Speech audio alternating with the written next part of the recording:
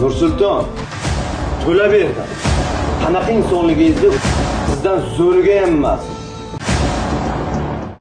Assalomu alaykum aziz vatandoshlar. Bu video murojaatim birinchisi va oxirgisi bo'ladi. Shu videodan keyin aqli butun insonlar o'zlari hamma narsani 100% tushunib olishadi.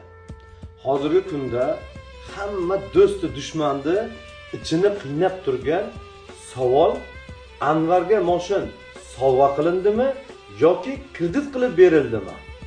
2025-yil 23-fevral kuni Anvarjon bilan birgalikda post qo'yganmiz.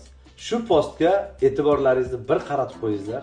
Abdullayev Anvarjon ukamiz Surxondaryo viloyati Sheroboddan bugun sport boshlig'i Farruh ukamiz bilan birgalikda video murojaat tashlagan ekanlar. Aka, mana surxondaryoliklarni so'ragan ekansiz.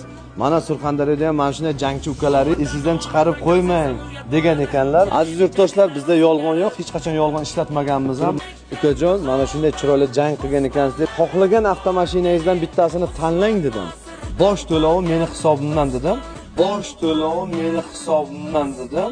Mana bosh to'lovini qilib berib, nomlariga o'tkazib 75 nomerlarigacha taqdirib berdim. Inshaalloh ukajon, endi mana bizda xalqdan yoshiradigan narsamiz yo'q. Kasalni yoshirsang isitmasi oshkor qiladi dedi. Bizda yolg'on yo'q, bizda PR yo'q. To'g'rimi emasmi? Bu avtomashinani oylik to'lovini xudo xolasa 1 oy, 2 oy o'zim to'lab turaman aka dedi. Kelgusi xudo xolasa jangida 4-mayda bo'lib o'tadi dedi. 4-mayda yoningizda bo'laman. Shunday g'alabani qilgan kuningiz xudo xolasa buni oylik to'lovi ham o'zimga o'tadi. G'alabani qilgan kuningiz xudo xolasa buni oylik to'lovi ham o'zimga o'tadi. O'zim oylik to'lovini ham o'zim to'layman ukajonim. Mana shu bitta mashina sizga sovg'a bo'la qoladi. Kattakon rahmat akamga, mana aka shunday mashina qilib berdilar. Men o'zi orzu qo'yardim. Qora Gentrani. Xudoga shukr akam keldim. Akam aytdilar, "Qaysi mashina yoqdi?" dedilar. Mana shu Gentra yoqdi, mana dedim akam bo'ldi, mana shuni bosh to'lovini qilib beraman. Agar shu boyda yutsang, qolgan to'lovini ham o'zim qilib beraman dedi. Bosh to'lovini qilib beraman. Agar shu boyda yutsang, qolgan to'lovini ham o'zim qilib beraman dedi. Inshaalloh mana mashinani oldim.